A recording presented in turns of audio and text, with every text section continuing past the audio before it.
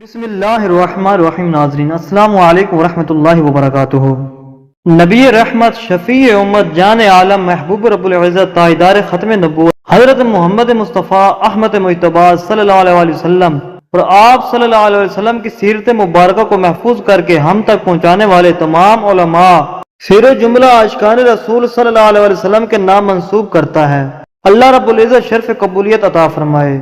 اللہ تعالی اپنے بندوں کی ہدایت اور رہنمائی کے لیے وقتاً فوقتاً اپنے مقصد انبیاء علیہ السلام کو بھیجتا رہا اور سب سے آخر میں اپنے پیارے محبوب صلی اللہ علیہ وسلم کو خاتم النبیین بنا کر بھیجا، جو عرب و عجم میں بے مثل بے مثال اور اصل و نسلم حسب و نسب میں سب سے زیادہ پاکیزہ، عقل و علم و بصیرت میں سب سے زیادہ بدتر، رحم و کرم میں سب سے زیادہ رحم و شفیق ہیں۔ اللہ تعالیٰ نے ان کے جسم و روح کو ہر قسم کے عیب و نقص سے پاک رکھا۔ الغرض آپ صلی اللہ علیہ وسلم کو ایسے فضائل عطا فرمائے کہ جنہیں شمار کرنا ممکن نہیں۔ ان میں سے بعض اوصاف و کمالات کو اللہ تعالیٰ نے اپنی کتاب قرآن مجید فرقان حمید میں خود ذکر فرما کر آپ کے عظیم مرتبے پر لوگوں کو خبردار کیا اور انہیں آپ کے اخلاق و آداب کی تعلیم دی اور بندوں کو ان پر عمل کرنے کی تلقین فرمائی، اور آپ صلی اللہ علیہ وسلم کی اطاعت اور پیروی کا حکم دیا اور ارشاد فرمایا، لقد کان لکم فی رسول اللہ اسوۃ حسنہ، بے شک تمہیں رسول اللہ کی پیروی بہتر ہے۔ مفسر قرآن سید محمد نعیم الدین مرادی آبادی رحمۃ اللہ علیہ اس آیت مبارکہ کے تحت فرماتے ہیں، ان کی اچھی طرح اتباع کرو اور دین و الہی کی مدد کرو اور رسول کریم صلی اللہ علیہ وسلم کا ساتھ نہ چھوڑو اور رسول کریم صلی اللہ علیہ وسلم کی سنتوں پر چلو، یہ تمہارے لیے سب سے بہتر ہے۔ حضرت عبداللہ بن عمر رضی اللہ تعالی عنہ سے مروی ہے کہ رسول کریم صلی اللہ علیہ وسلم نے فرمایا، تم میں سے کوئی اس وقت تک کامل مومن نہیں ہو سکتا جب تک کہ اس کی خواہش میرے لائے ہوئے احکام کے تابع نہ ہو جائے۔ اور ایک حدیث میں ارشاد فرمایا،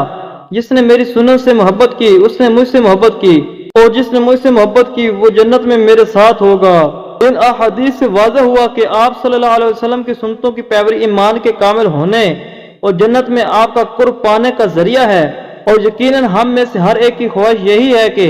وہ ان نعمتوں سے سرفراز ہو۔ لہذا ہمیں چاہیے کہ آپ صلی اللہ علیہ وسلم کے اقوال، افعال، حالات اور سیرت طیبہ کا بغور مطالعہ اور مکمل توجہ کے ساتھ سن کر اپنی زندگی آپ صلی اللہ علیہ وسلم کے اطاعت اور آپ کی سنتوں پر عمل کرتے ہوئے گزاریں۔ سیرت النبی صلی اللہ علیہ وسلم پڑھنے اور سننے کا طریقہ۔ اس درس کو اس طرح نہ سنا جائے جیسے عام طور پر لوگ قصے، کہانیاں یا تاریخی واقعات کو لاپرواہی کے ساتھ سنتے ہیں، بلکہ اس جذبے، عقیدت اور الہانہ جوش محبت کے ساتھ سنیں کہ یہ شہنشاہ دو جہاں محبوب رحمان صلی اللہ علیہ وسلم کی مبارک زندگی اور ان کی سیرت مقدسہ کا ذکر جمیل ہے، اور جو ہماری ایمانی عقیدتوں کا مرکز اور ہماری اسلامی زندگی کا محور ہے۔ محبوب خدا صلی اللہ علیہ وسلم کی ان قابل احترام دعاؤں کا بیان ہے جن پر کائنات عالم کی تمام عظمتیں قربان ہیں۔ لہذا اس درس کے دوران ہمیں ادب و احترام کا پیکر بن کر اور اپنے دل و دماغ کو منور کر کے اس تصور کے ساتھ سننا چاہیے، گویا کہ میں حضور رحمت اللہ عالمین صلی اللہ علیہ وسلم کے مقدس دربار میں حاضر ہوں اور آپ کی ان پیاری پیاری اداؤں کو دیکھ رہا ہوں اور آپ کی مبارک صحبت سے برکتیں حاصل کر رہا ہوں۔ حضرت ابو ابراہیم تاجی علیہ رحمت اللہ نے ارشاد فرمایا، ہر مومن پر واجب ہے کہ جب وہ رحمت عالم صلی اللہ علیہ وسلم کا ذکر کرے یا اس کے سامنے آپ کا ذکر کیا جائے تو وہ پرسکون ہو کر نیاز مندی کا و عاجزی کا اظہار کرے اور اپنے دل میں آپ کی عظمتوں اور بہبت و جلال کا ایسا روعت پیدا کرے جیسا کہ آپ کے حضور حاضر ہونے کی صورت میں ہوتا ہے۔ حضرت علامہ قاضی عیاض رحمۃ اللہ تعالی علیہ فرماتے ہیں کہ حضور انور صلی اللہ علیہ وسلم کے وفات اقدس کے بعد ہر امتی پر ان کی اتنی ہی تعظیم و توقیر لازم ہے جتنی کہ آپ کی ظاہری زندگی میں تھی۔ چنانچہ بغداد کا خلیفہ منصور عباسی جب مسجد نبی میں آ کر زور زور سے بولنے لگا تو حضرت امام مالک رحمۃ اللہ تعالی نے اس کو یہ کہہ کر ڈانٹ دیا کہ اے امیر المؤمنین، یہاں بلند آواز سے گفتگو نہ کیجیے، کیونکہ اللہ تعالیٰ نے قرآن مجید میں اپنے حبیب صلی اللہ علیہ وسلم کے دربار کا یہ ادب سکھایا، لا ترفعوا اصواتکم فوق صوت النبی، یعنی نبی کے دربار میں اپنی آوازوں کو بلند نہ کرو۔ اور آپ صلی اللہ علیہ وسلم کی وفات اقدس کے بعد بھی ہر امتی پر ان کی اتنی ہی تعظیم واجب ہے جتنی کہ آپ کی ظاہری حیات میں تھی۔ یہ سن کر خلیفہ پر لرز طاری ہو گیا اور وہ نرم پڑ گیا۔ بہرحال سیرت مقدسہ سنتے وقت ادب و احترام کا لازم ہے۔ اللہ تعالی ہمیں سیرت مصطفیٰ صلی اللہ علیہ وسلم کی حقیقی برکات نصیب فرمائے، آمین۔ بانی کعبہ حضرت ابراہیم خلیل اللہ علیہ السلام کے ایک صاحبزادے کا نام حضرت سیدنا اسماعیل علیہ السلام ہے، جو حضرت بی بی ہاجرہ رضی اللہ تعالی عنہا سے پیدا ہوئے تھے۔ حضرت ابراہیم علیہ السلام نے ان کو اور ان کی والدہ حضرت بی بی ہاجرہ رضی اللہ تعالی عنہ کو مکہ مکرمہ میں لا کر آباد کیا اور عرب کی زمین ان کو عطا فرمائی۔ حضرت ابراہیم علیہ السلام کے دوسرے صاحبزادے کا نام حضرت اسحاق علیہ السلام ہے، جو حضرت بی بی سارہ رضی اللہ تعالی عنہا سے پیدا ہوئے تھے۔ حضرت ابراہیم علیہ السلام نے ان کو ملک شام عطا فرمایا۔ حضرت اسماعیل علیہ السلام کے 12 بیٹے ہوئے اور ان کی اولاد میں سے خدا تعالیٰ نے اس قدرت برکت عطا فرمائی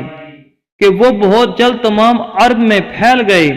حضرت اسماعیل علیہ السلام کے ایک صاحبزادے کا نام کدار تھا، جو بہت مشہور ہوئے۔ ان کی اولاد مکہ میں ہی آباد رہی اور یہ لوگ اپنے ماں باپ کی طرح ہمیشہ کعبہ معظمہ کی خدمت کرتے رہے، جس کو دنیا میں توحید کی سب سے پہلی درسگاہ ہونے کا شرف حاصل ہے۔ انہی کے دار کی اولاد میں عدنان نامی ایک عظیم شخص پیدا ہوئے۔ عدنان کی اولاد میں چند پشتوں بعد کسی بہت ہی جہ و جلال والے شخص پیدا ہوئے، جنہوں نے مکہ مکرمہ میں مشترکہ حکومت کی بنیاد 440 میں ایک سلطنت قائم کی اور ایک قومی مجلس پارلیمنٹ بنائی، دار الندوہ کے نام سے مشہور ہے، اور اپنا ایک قومی جھنڈا بنایا جس کو لواء کہتے ہیں، اور در ذیل 4 عہدے قائم کیے جن کی ذمہ داری 4 قبیلوں کو سونپ دی: رفادہ، ساقیہ، حجابہ اور قیادہ۔ قصائی کے بعد ان کے صاحبزادے عبد المناف اپنے باپ کی جانشین ہوئے، پھر ان کے فرزند ہاشم، ان کے فرزند عبد المطلب ان کے جانشین ہوئے۔ انہی عبد المطلب کے فرزند حضرت عبداللہ رضی اللہ تعالی عنہ ہیں، جن کی لخت جگر ہمارے حضور رحمت صلی اللہ تعالی علیہ وآلہ وسلم ہے، جن کی مقدس سیرت پاک سننے کا ہم شرف حاصل کر رہے ہیں۔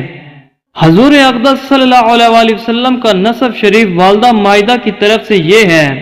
حضرت محمد صلی اللہ علیہ وآلہ وسلم بن عبداللہ بن عبد المطلب بن ہاشم بن عبد مناف بن قصی بن کلاب بن مرہ بن قعب بن لو بن غالب بن فہر بن مالک بن نظر بن کنانہ بن خزیمہ بن مدرکہ بن الیاس بن مزر بن نزار بن معد بن عدنان۔ اور والدہ مائدہ کی طرف سے حضور صلی اللہ علیہ وسلم کا شجرہ نسب یہ ہے: حضرت محمد صلی اللہ علیہ وسلم بن آمنہ بنت وہب بنت عبد المناف بن زہرہ بن کلاب بن مرہ۔ حضور علیہ السلام کے والدین کا شجرہ نسب کلاب بن مرہ پر مل جاتا ہے اور آگے چل کر دونوں سلسلے ایک ہو جاتے ہیں۔ عدنان تک آپ کا نسب نامہ صحیح سندوں کے ساتھ باتفاق مورخین ثابت ہے۔ اس کے بعد ناموں میں کچھ اختلاف ہے، اور حضور صلی اللہ علیہ وآلہ وسلم جب بھی اپنا نسب نامہ بیان فرماتے تھے تو عدنان ہی تک ذکر فرماتے تھے، مگر اس پر تمام مورخین کا اتفاق ہے کہ عدنان حضرت اسماعیل علیہ السلام کی اولاد میں سے ہیں، اور حضرت اسماعیل علیہ السلام حضرت ابراہیم خلیل اللہ علیہ السلام کے صاحبزادے ہیں۔ حضور اکرم صلی اللہ علیہ وسلم کا خاندان مقام و مرتبے اور شرافت میں تمام دنیا خاندانوں سے اعلیٰ ہیں، اور یہ وہ حقیقت ہے کہ آپ صلی اللہ علیہ وسلم کے بدترین دشمن کفار مکہ بھی کبھی ان کا انکار نہ کر سکے۔ چنانچہ حضرت ابو سفیان رضی اللہ تعالی عنہ نے جب وہ کفر کی حالت میں تھے، بادشاہ رومی ہرقل کے بھرے دربار میں اس حقیقت کا اقرار کیا کہ یعنی نبی کریم صلی اللہ علیہ وسلم اعلیٰ خاندان سے تعلق رکھتے ہیں، حالانکہ اس وقت وہ آپ صلی اللہ علیہ وسلم کے بدترین دشمن تھے اور چاہتے تھے اگر ذرا بھی کوئی گنجائش ملے تو آپ صلی اللہ علیہ وسلم کی ذات پاک پر کوئی عیب لگا کر بادشاہ روم کی نظروں سے آپ کا وقار گرا دیں۔ مسلم شریف کی روایت ہے کہ اللہ تبارک و تعالی نے حضرت اسماعیل علیہ السلام کی اولاد میں سے کنانا کو برگزیدہ بنایا اور کنانا میں سے قریش کو چنا اور قریش میں سے بنی ہاشم کو منتخب فرمایا اور بنی ہاشم میں سے مجھ کو چن لیا۔ حضور اقدس صلی اللہ علیہ وسلم کے دادا عبد المطلب کا اصلی نام شیبہ ہے۔ یہ بڑے ہی نیک اور عابد و زاہد تھے۔ رسول اللہ صلی اللہ علیہ وسلم کا نور نبوت ان کے پیشانی میں چمکتا تھا اور ان کے بدن سے مشک کی خوشبو آتی تھی۔ اہل عرب خصوصاً قریش کو ان سے بڑی عقیدت تھی۔ مکہ والوں پر جب بھی کوئی مصیبت آتی تو لوگ عبد المطلب کو ساتھ لے کر پہاڑ پر چڑھ جاتے اور بارگاہ خداوندی میں ان کو وسیلہ بنا کر دعا مانگتے تو دعا قبول ہو جاتی ہے۔ حضور اکرم صلی اللہ علیہ وسلم کی پیدائش سے صرف 55 دن پہلے یمن کے بادشاہ ابرہا نے ہاتھیوں کی فوج لے کر کعبہ شریف کو گرانے کے لیے مکہ پر حملہ کر دیا۔ عرب کے لوگ بجائے خانہ کعبہ کے اس گرجا گھر کا حج کریں۔ مکہ والوں کو یہ معلوم ہوا تو قبیلہ کنانا کے ایک شخص نے یمن جا کر گرجا گھر میں پاخانہ و پیشاب کر کے اس نجاست سے آلودہ کر دیا۔ ابرہا نے یہ سنا تو غصے میں پاگل ہو گیا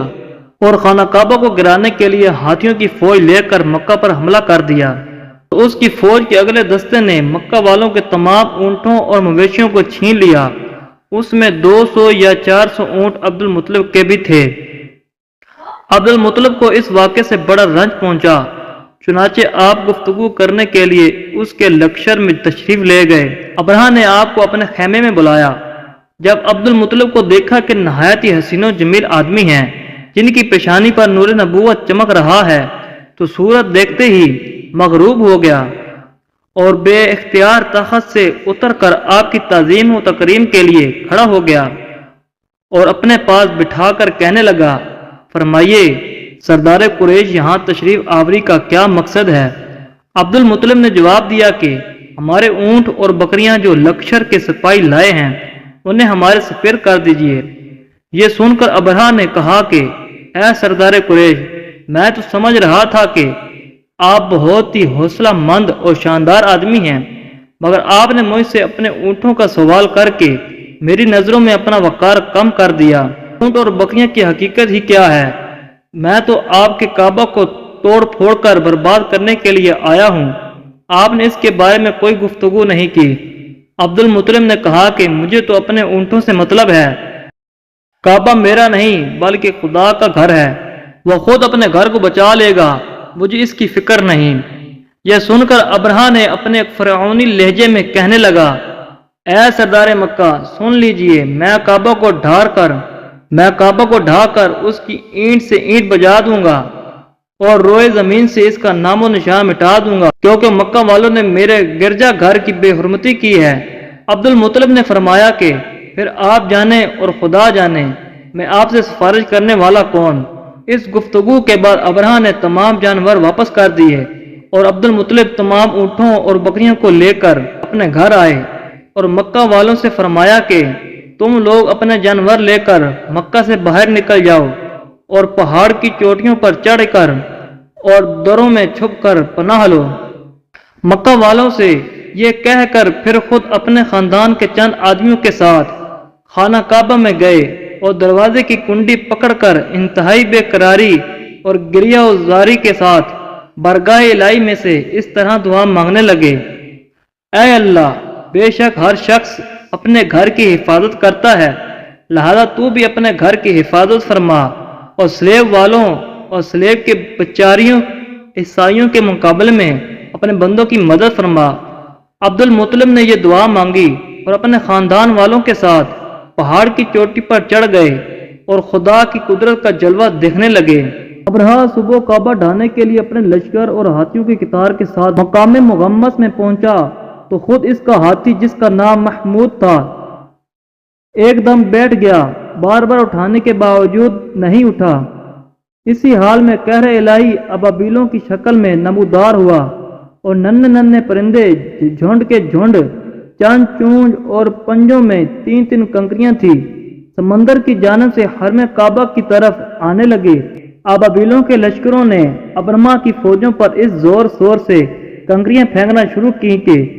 آن کی آن میں ابرما کے لشکر اور اس کے ہاتھیوں کے پرخچے اڑ گئے۔ ابابیلوں کے سنگ باری خداوند کا ہار و جبار کی کر و غضب کی ایسی مار تھی کہ جب کوئی کنکری کسی فیل سوار کے سر پر پڑتی تھی تو اس آدمی کے بدن کو چیرتی ہوئی ہاتھی کے بدن سے پار ہو جاتی تھی۔ ابرما کے فوج کا ایک آدمی بھی زندہ نہیں بچا اور سب کے سب ابرما اور اس کے ہاتھیوں سمیت اس طرح ہلاک و برباد ہو گئے۔ ان کے جسموں کی بوٹیاں ٹکڑے ٹکڑے ہو کر زمین پر بکھر گئی۔ چنانچہ قرآن مجید کی سورۃ فیل میں خداوند تعالیٰ نے اس واقعہ کا ذکر کرتے ہوئے ارشاد فرمایا، یعنی اے محبوب، کیا آپ نے نہ دیکھا کہ آپ کے رب نے ان ہاتھیوں والوں کا کیا حال کر ڈالا؟ کیا ان کے داؤں کو تباہی میں نہ ڈالا اور ان پر پرندوں کی ٹکڑیاں بھیجیں تاکہ انہیں کنکر کے پتھروں سے ماریں تو انہیں جپائے ہوئے بھون سے جیسا بنا ڈالا۔ جب ابرا اور اس کے لشکر کا یہ انجام ہوا تو عبد المطلب پہاڑ سے نیچے اترے اور خدا کا شکر ادا کیا، اور ان کی اس کرامت کا دور دور تک چرچا ہو گیا، اور تمام اہل عرب ان کو ایک خدا کے نیک بندے کی حیثیت سے قابل احترام سمجھنے لگے۔